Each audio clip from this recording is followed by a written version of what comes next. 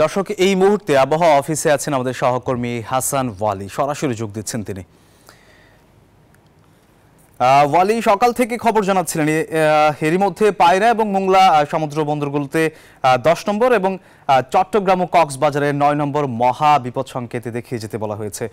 সব মিলে নতুন কোনো তথ্য আছে কিনা বা পেয়েছেন কিনা জানাবেন আমাদের।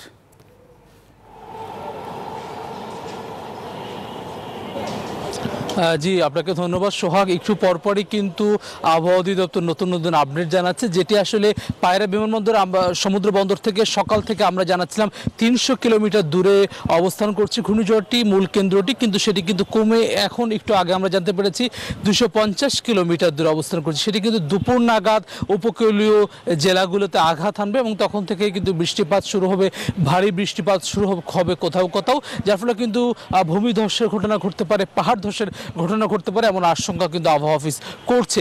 যেটি মধ্যরাতে কিন্তু আসলে একেবারে মূল যে কেন্দ্রটি সেটি আঘাত হানবে এবং সে সময় কিন্তু 130 এবং তারও বেশি কিন্তু আসলে বাতাসের হতে পারে গতিবেগ, সেটি কিন্তু আবহাওয়া অফিস তেমনটি কিন্তু আসলে ধারণা করছে, পূর্বাভাসে তেমনটি কিন্তু জানিয়েছেন।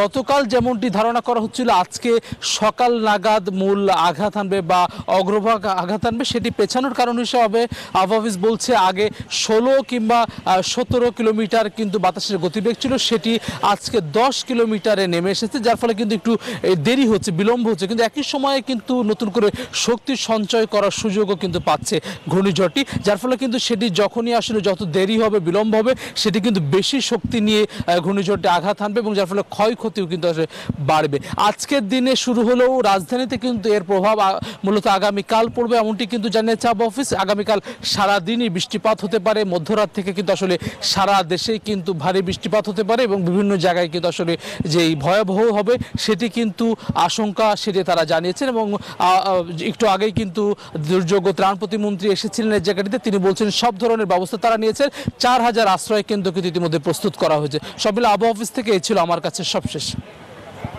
হাসান ওয়ালি, আপনাকে অনেক ধন্যবাদ।